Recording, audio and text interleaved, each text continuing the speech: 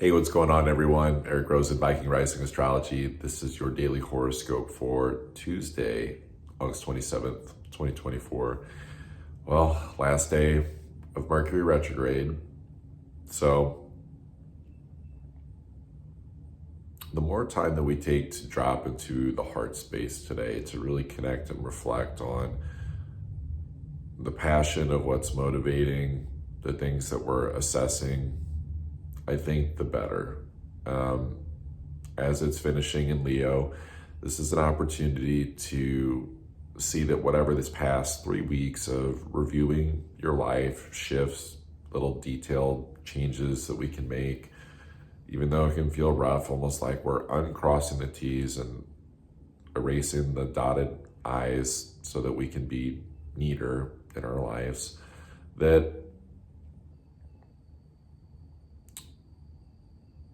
we're focusing on different elements of changing a lot with this Virgo energy. It's Sun in Virgo, it's Venus in Virgo, and we really have to know the values of what it is that we're looking at in our lives.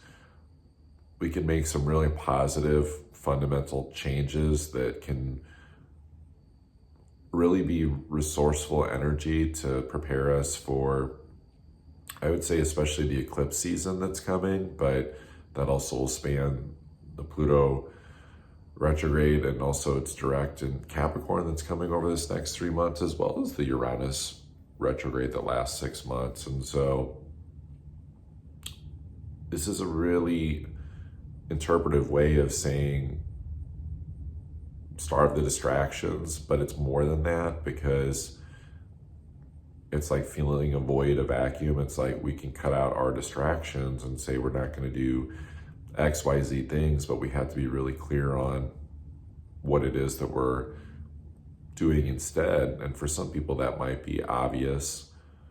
And so I would say that it's knowing the macro picture, but then also it's the micro piece of it too, of like not accidentally inviting in drama. Like, for example, I'm here in St. Louis, Missouri, and there's, I don't really position myself as like a chess piece, like in the quote unquote spiritual community, but there's some drama going on there. There's some debating and some stuff around. I won't even get into the details, but basically just some opinionated, divisive stuff. And I think as I'm looking at it on the outside from not a place of judgment, but it's like, I think we have to always look at the stuff that's coming up in our lives as, where do my values land on this? But also to come from a place of, if we're feeling triggered or sensitive by anything that we're doing or looking at in life or taking action on, to remember that that's where the individual growth and healing is at. And that it's not so much about coming from a diplomatic, place of being perfectly balanced throughout our day and being like, yes, I'm not distracted and I'm on point and I'm checking all the boxes, because there is something to say about the disciplinarian energy right now of training like Rocky, but it can't just be masculine and mechanical only. There still has to be a heartfelt and intuitive guidance towards things, because I think what's really interesting is that the more that we try to push too hard, too fast, too soon today, as it can feel like energy is starting to open up, and you might even see those opportunities open up on the outside, that we start like rushing forward, almost like us, our communities, groups of people, our projects, and then all of a sudden Pluto ends up in Capricorn and on the 1st, and then it's like we feel like there's another feeling of a delay because maybe we pushed a little bit too much and outpaced ourselves with our own evolutionary understanding of like where things are going, and then all of a sudden it's like God shut the whatever those doors were like on the Titanic, when they had to like keep the water from continuing getting in, like at the bottom of the ship. And that, it's like the divine going like, no, like be careful, because you're pushing into an old an old pattern, an old timeline. And so I think that's the interesting thing, is that we can maybe start to get a bundle of energy of renewal, like feeling things can move forward. But then if we start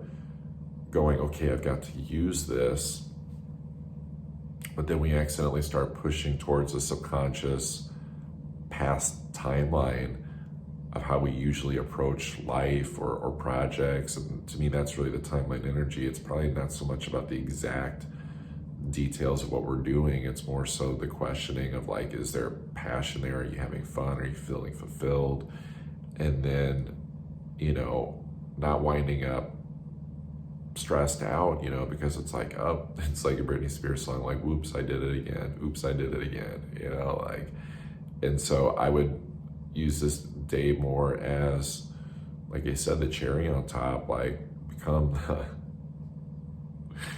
oh my God, these analogies today. It's like, become the milkshake that brings all the boys or the girls to the yard. You're feeling, if you start feeling better, feeling cooler, feeling sweeter, and it's like, let the divine put the whipped cream and the cherry on top and become an attractor. Because, as I'm recording this, we start the day off with that moon crossing Jupiter. And so we can be comfortable in our own circumstances, our own environments, and see that the abundance can come into our own proverbial backyard, that we don't have to go way out there to chase it. That was something that I channeled for this year-long transit of Jupiter in Gemini. It's not about searching far for things. It's more so like the abundance, if we can adjust our perspective and our thinking, is right there. And I think the positive nature of this too, as this moon will go through Gemini for the rest of the day and then also cross Mars, is like behavioral character change, with not so much using the energy to rush forward, but more so, can we just sort of take a breath and a positive look at things, an abundant faith that everything's going to work out. And actually in that abundant faith, we can not rush too much, then see where we kind of like yin yang, Jekyll Hyde some of our thoughts, and we can kind of unravel some of our mental thinking patterns that is the prerequisite to getting us like ready for this next 6 months of those transits I mentioned, the Pluto and Capricorn, and just all of it, to where it's like, oh, okay, cool. Like in dire straight moments and having to capitalize on gains and opportunities, that,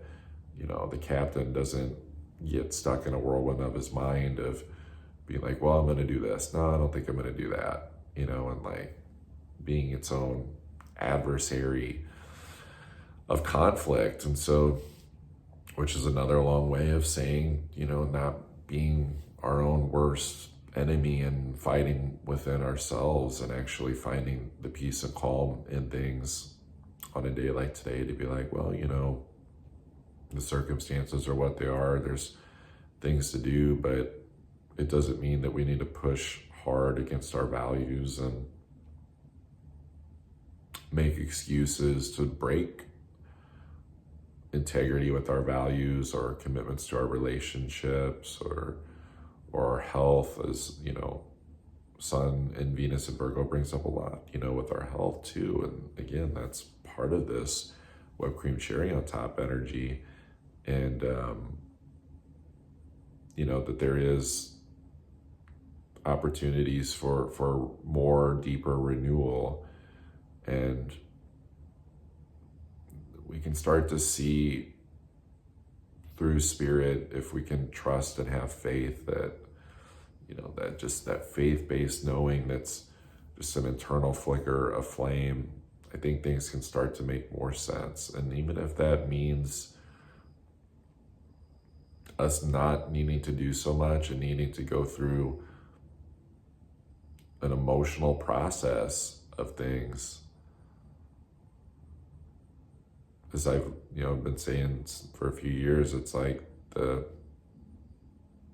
our intuition, our connection to spirit, it's a very emotional one. We need emotions for it. And so things aren't clear if it's only on the mental level. And so with all this mental energy that we're feeling, and some of it, the false intellectual of South Node in Libra.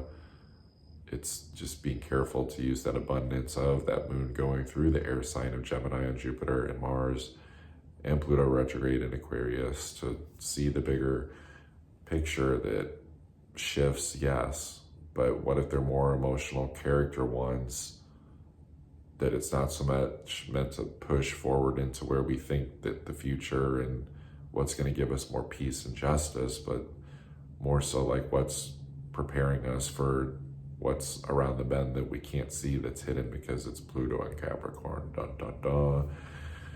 Speaking of Pluto and Capricorn, I am doing a live special, but also do the recording on Friday at 6 Central Time for what does Pluto and Capricorn mean for your zodiac sign, all 12 signs, sun rising. You can do moon too if you want.